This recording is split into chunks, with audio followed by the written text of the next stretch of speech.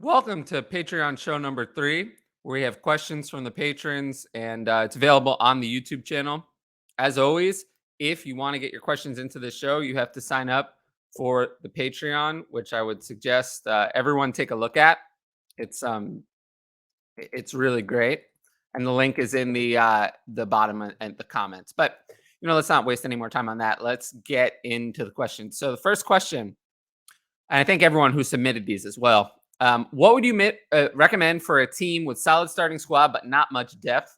Well, as you know, there's injuries, bye weeks, and all that during the season. So if you have a solid starting squad but not much depth, I worry that you're not a true contender. I would take a look at your starting squad, see how good it really is.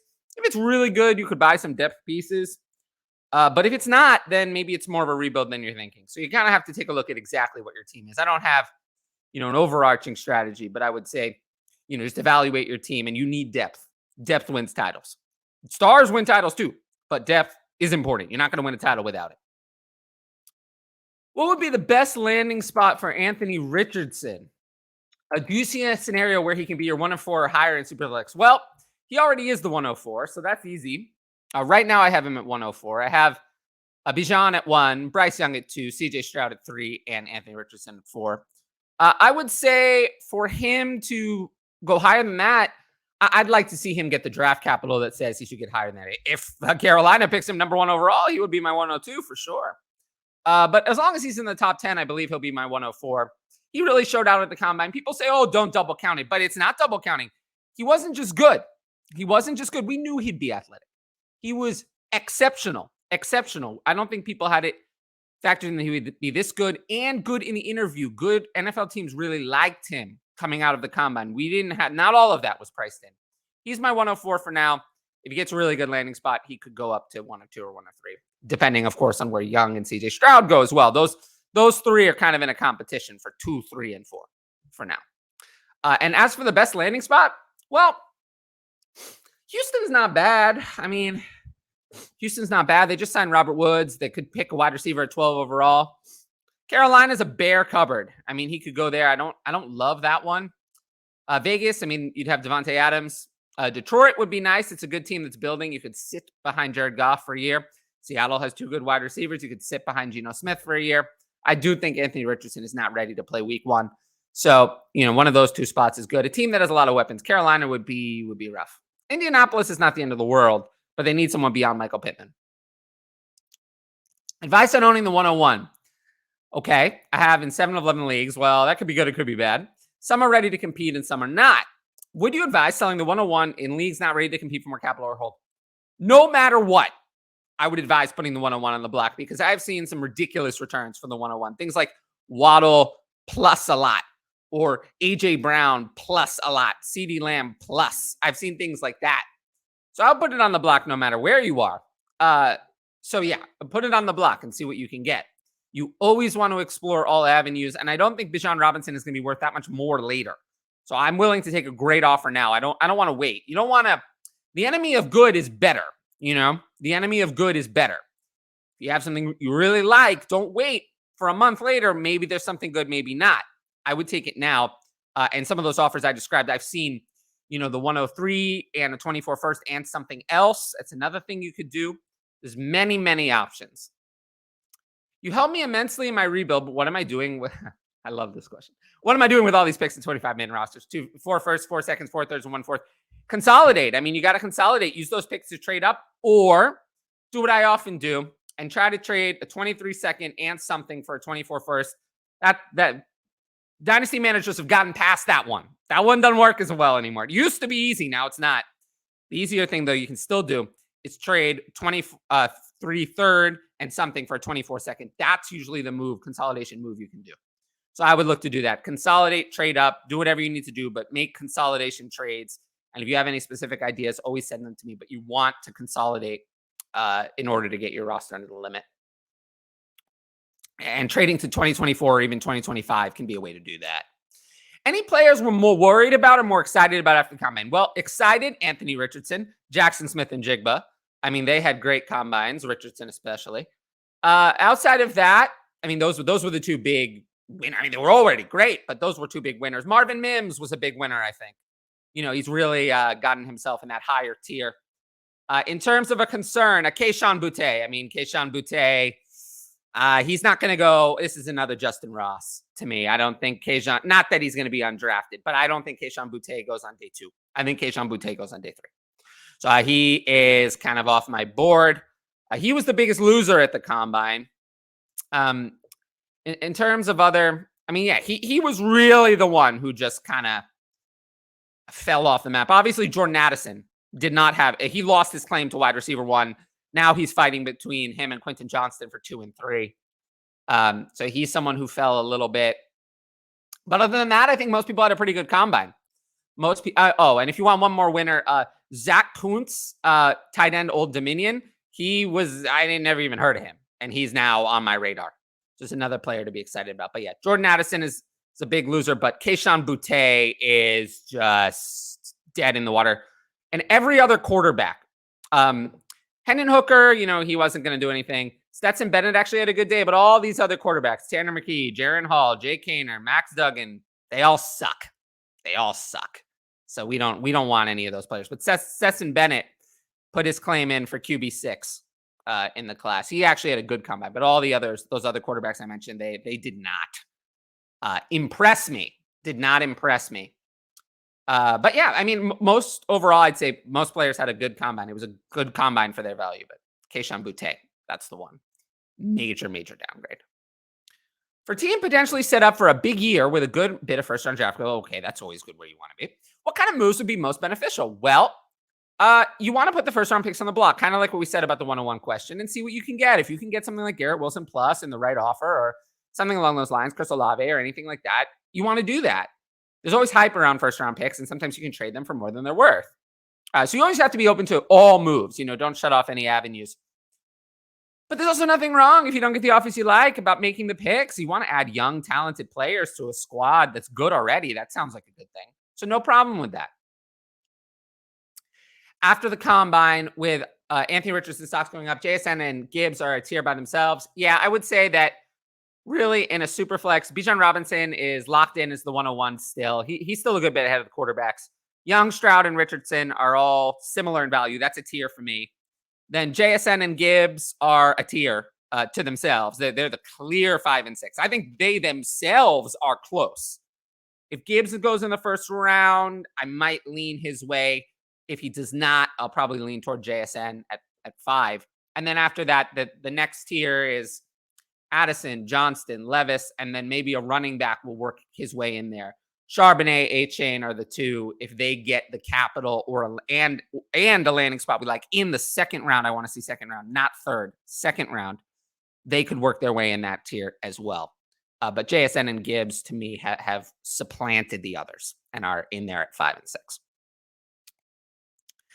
And then, yeah, to mix in with this, do I think it becomes harder to trade back? No, I don't think so, because I think a lot of the best offers for the 101 are not trading into this class at all. You're looking at 2024 first and something else, CeeDee Lamb and something else, potentially another quarterback like Kyler Murray. You could probably get a lot. Kyler Murray in 24 first, you could probably get for the 101. Something like that. Those are usually the deals. It's not usually trading back to 105 or 106. It can be, but it usually is not. The standard of player in Superflex Dynasty is becoming better and better each year, and it's harder to gain values of future. Okay, yeah. This is saying that Dynasty managers have become smarter. I agree with that. The things, I mentioned this a little bit earlier, the moves that you could do in the past, those old moves, trade the 201 for a 24 first. Yes, you can do that in some leagues, minimal leagues, not many. You used to be able to do that in every league. You cannot do that anymore. The average Dynasty manager is much smarter because they're listening to content like this show or other shows. There's so many shows, not just me. The average Dynasty manager is smarter, so you have to work harder. Work harder. If you can't outsmart people, you can outwork them. You can outoffer them. And one trick I like to use, and people hate this. They hate when I give this advice because I'm telling you to be annoying. But if you just send people a lot of offers, a lot of them, I don't care. It takes 20 offers, 30 offers, whatever it is, many offers, people suffer from something called decision fatigue. If you just wear them down, keep hammering them, eventually you will get what you want. You will get what you want. It will work. I promise you. I promise you. So keep hammering, don't give up, and that kind of thing. Any major sells before free agency hits? So a sell would be someone that you would expect free agency to hurt their value. If we look at that, Isaiah Pacheco for me, the Chiefs have been clearly linked to David Montgomery, and with Matt Nagy connection, I think that could easily happen. Isaiah Pacheco is someone I think the Chiefs are going to bring in some sort of veteran. They haven't re-signed Jerick McKinnon yet, which makes me even more think that they're going to bring in some sort of veteran. So Isaiah Pacheco is top of my list. He's like the big one. I have some slight concerns about Tyler Algier, but I'm more worried about the draft for him. But yeah, Isaiah Pacheco is the big one. And Javonte Williams. Javonte Williams has been a sell for me the whole time. He's not going to play week 1. He can say it as much as he wants. I mean, he can say it. Those are words, but that is not going to happen. He's more likely to miss 10 weeks than he is to play week 1. And the Broncos could sign another running back. DeAndre Swift, potentially. They could bring in someone else. In terms of wide receivers, the wide receiver free agent market is so thin that I'm not too worried about the wide receivers being sold for free during free agency. I mean, Jacoby Myers, I don't know if he's even good enough to move. Like if Jacoby Myers signed on the Packers, is it really going to affect your value of Christian Watson that much? Probably not. So yeah, I would say Isaiah Pacheco is my biggest name. Joe Mixon, just because he could be cut and then not get as good of a job elsewhere. Dalvin Cook, same reason. Rachaad White, I do think Tampa Bay is going to explore another option, but it could be in the draft, not in free agency. James Cook, I really, really do not think they're going to go in with the James Cook show next year. But again, that could be the draft. There are a lot of running back free agents. Also, I would say a lot of the running back free agents are probably not going to be as not get the landing spots we want.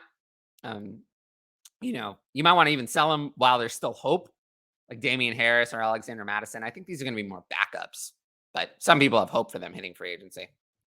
So that's a decent list. And Dalton Schultz, I don't think we're going to like whatever the landing spot is.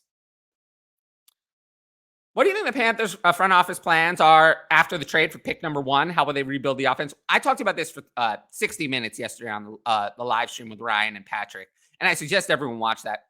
However, it's clear that the Panthers are not going to be very good. They have a second and a third and a fourth round pick. They have decent draft capital. Like they still have the pick quarterback at 1, probably a wide receiver at 40 overall. And then they have a pick in the third and 2 in the fourth. They still have nothing at running back, nothing at tight end, really. I think that honestly, the Panthers are tanking. All of the bad salary cap is going to hit from the DJ Moore trade and then other things in 2023. This is not going to be able to field a competitive team in 2023. The goal for 2023 is to make Bryce Young or CJ Stroud have a good developmental season, but they are not ready. But all the money comes off the books after 2023. They're going to have a lot of cap space in 2024. Kind of looking a little bit like the Bears, were going into this year. You just know it's not going to be good this year. It's just not. They're not going to be able to field a competitive roster. They just are not going to be able to. But they're setting themselves up for, their second year of their rookie quarterback in 2024 and beyond. And then they can do anything. Teams are not bad forever.